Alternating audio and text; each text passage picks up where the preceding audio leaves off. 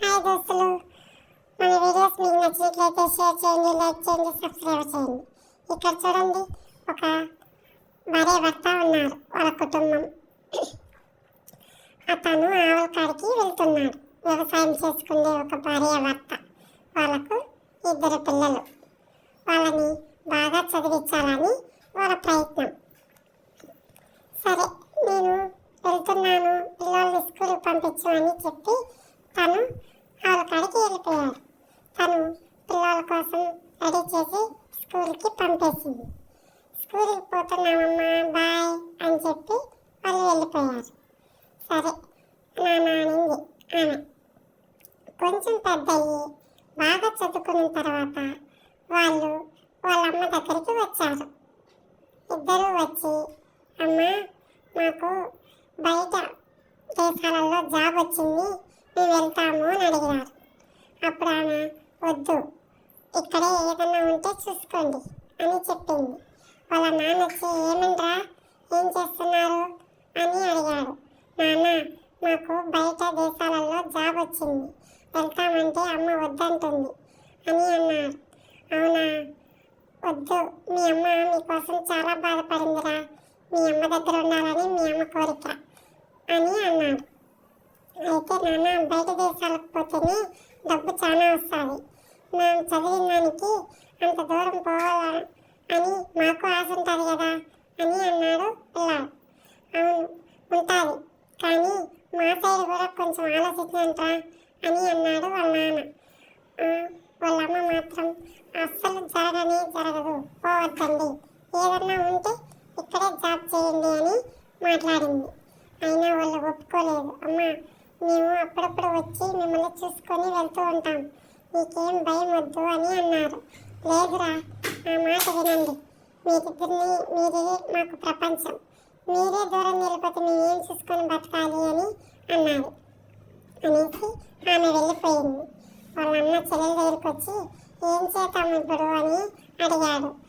ఏం లేదన్నయ్య, ఏం చేయాలో నాన్న అడగదాం. నాన్న, ఏం చేయాలి అంటే, ఏమోరా, మీ అమ్మ చాలా బాధపడతాను, ఏమో మీ ఇష్టమని తను వెళ్ళిపోయాడు.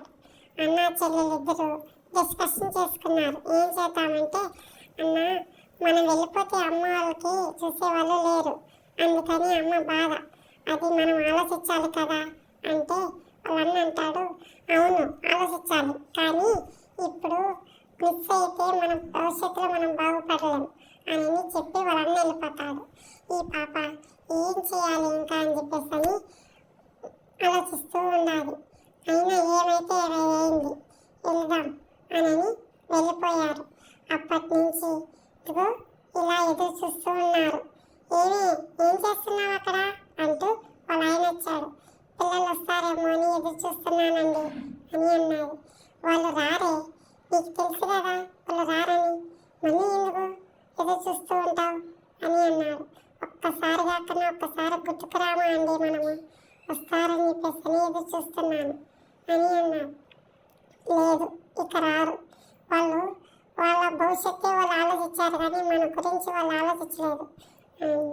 చూడండి, ఒక కోడి కూడా తన బిడ్డల కోసం వెతుకుతూ వచ్చింది, తన బిడ్డల్ని తన దగ్గరికి తీసుకుంది. అట్లే కదా మనకు ఉంటుంది, మన బిడ్డలు చూడాలని అని అన్నది. లేదు, వాళ్ళు డబ్బులు పిచ్చితో ఉన్నారు కాబట్టి మనము ఎంత ఎదురు చూసినా, అయ్యో మా అమ్మ మా నాన్న మన కోసం చూస్తూ ఉంటారని కూడా వాళ్ళు ఆలోచించరు అని అన్నాడు. అవును, ఏమో వస్తారేమో అని ఆ తల్లి అక్కడిని నిల్చొని ఉంది, కానీ రాలేదు. ఇట్లా ఎన్ని రోజులని నిల్చుకొని చూస్తావే అని అన్నాడు. ఏమండి, ఒక్కసారన్నా వస్తారని చిన్న ఆశ అండి, వస్తారు కదా ఖచ్చితంగా అని ఆమె అంది. నీకు నేను, నాకు నువ్వు, అంతకు తప్పితే మన కోసం ఎవరు లేరే, వెళ్దాం అని అన్నాడు. మీరు వెళ్ళండి, నేను వస్తానండి, నిన్ను ఒంటరిగా ఇక్కడ వదిలేసి నేనెక్కడికి వెళ్తాను అని తను అన్నాడు. సరే అంటూ ఇద్దరు అక్కడే నిలుచుకున్నారు. తను కూడా కొంతసేపు అలాగే నిలుచుకొని ఎదురు చూశాడు. ఎప్పుడూ రానోళ్ళు ఈరోజు వస్తారనుకోవటం మీ భ్రమ అని అన్నాడు. లేదండి, వస్తారు అని తల్లి మాత్రం అలాగే చూస్తుంది. తను అన్నాడు, ఏమి వాళ్ళ కోసము ఎంతో కష్టపడ్డాం, ఎన్నో కష్టాలు పడ్డాం. ఈ పొద్దు వాళ్ళ చదివించాం, బాగా చదువుకోవాలనుకున్నాం, చదివించాం. చదివించిన నేరం మన తప్పు. ఆ చదివే వాళ్ళని అంత దూరం తీసుకెళ్ళింది. సరే, వాళ్ళు బాగున్నారా లేదా అనన్న ఒక్క ఫోన్ అన్నా మనకు చేశారా? లేదు. పోనీ అమ్మా నాన్న ఎలా ఉన్నారు అనన్నా అడిగారా? లేదు. అసలు చచ్చామా బతుకున్నామా అనేది కూడా వాళ్ళు చూడలేదు. అలాంటి వాళ్ళు ఇప్పుడు ఎలా వస్తారని ఎదురు చూస్తున్నావు అని అడిగాడు. కాదండి, ఒక్కసారన్నా చూడాలని నా కోరిక. నేను చచ్చేలోపు వస్తారేమో అని ఒక చిన్న ఆశ అండి అని అన్నాడు. వస్తే పిచ్చిదానా, పిల్లల నష్టాలు మనం చూస్తాం, మన కష్టాలు ఇష్టాలు వాళ్ళు చూడరు. అది ఒక తల్లిదండ్రులకు పిచ్చి. ఏమని? మన బిడ్డలు బాగా చదివించాలా, మన బిడ్డలు మన మాదిరి కష్టాలు పడకూడదు, వాళ్ళు బాగా పై స్థాయిలో ఉండాలని ఆలోచించడం మన తప్పు. అదే మనం చేసిన పెద్ద తప్పు. అందరిలాగా మన బిడ్డలు కూడా ఉంటారు అని మనం ఆశించాం. కానీ వాళ్ళకు అలా లేదే. వాళ్ళు చదువు ఇచ్చిన వరకే మన పని. ఆ పైన వాళ్ళ నిర్ణయాలవన్నీ. మనము వాళ్ళు ఎక్కడున్నారు, ఏం చేస్తున్నారు అని ఆలోచిస్తూ ఉండడం తప్ప మనం చేయగలిగింది ఏమీ లేదు అని అన్నాడు. ఎందుకు అలా నిరాశపడతారు? ఏమో, రావచ్చేమో అని ఎన్నిసార్లు చెప్పాలి నీకు? వాళ్ళు రారు అని. అయినా నువ్వు ఎందుకు వస్తారని వాదిస్తావు అని కోపడ్డాడు. తను ఏడ్చింది. ఏమండి, నా బిడ్డలండి, చాలా ఏళ్ళు అవుతుంది చూసి, ఒక్కసారి చూడాలని ఉందండి అని అంటారు. ఇక నేను మాత్రం ఏం చేయగలను? నాకు అలాగే ఉంది. కానీ వాళ్ళు వస్తారు అనేది మన భ్రమ. మనకెప్పుడు ఇదో ఈ ఇల్లు, నువ్వు, నేను, ఇంతకు తప్పితే మనకి ఇంకేమీ లేదే అని ఎంతో నచ్చ చెప్పాడు పాపం. కానీ తను వినలేదు. తన బిడ్డల కోసం అలాగే ఉంది. తనని బాధ పెట్టానని నేనే అనుకున్నాడు. కానీ తనేమనుకుంటుంది?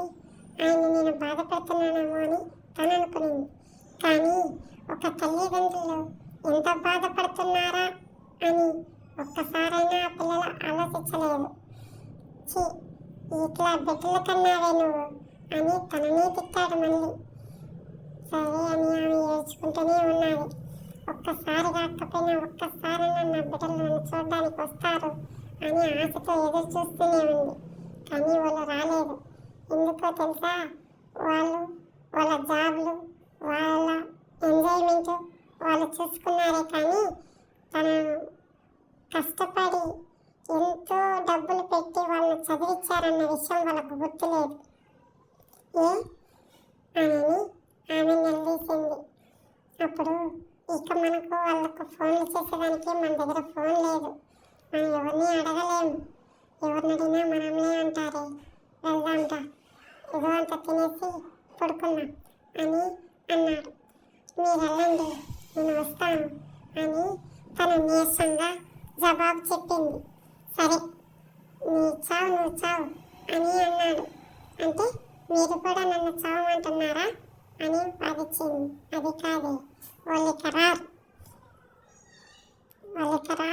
నువ్వు వదిలే, వాళ్ళు వస్తారనేది కళ. మనం ఏమున్నా, మనం చచ్చినా బతికినా మనకు వాళ్ళు లేరని బ్రతకాలి, సరేనా అని అన్నాడు. అలా ఎలా ఉంటామండి? మనం కన్న పిల్లలండి వాళ్ళు. మన మీద కొంచెమన్నా జ్ఞాపకం అనేది ఉంటుంది కదండి. తన తల్లిదండ్రులు ఏం చేస్తున్నారనే ఒక్క క్షణమన్నా ఆలోచించరా అని అడిగింది. ఈ పొద్దు మనం తింటున్నాము, పస్తుంటున్నాము అని అయినా ఆలోచించాలి కదండి అని తను ఎంతో వాదించింది. కానీ ఆమె నిరాశ వాళ్ళు మాత్రం రాలేదు చూడటానికి. అసలు ఎలా ఉన్నారు అని కూడా ఆలోచించలేదు. ఈ కథలో నీతి ఏంటంటే, తన పిల్లల కోసం తన తల్లిదండ్రులు పడే కష్టాలు ఎన్నో, కానీ వాళ్ళు మాత్రం తల్లిదండ్రులు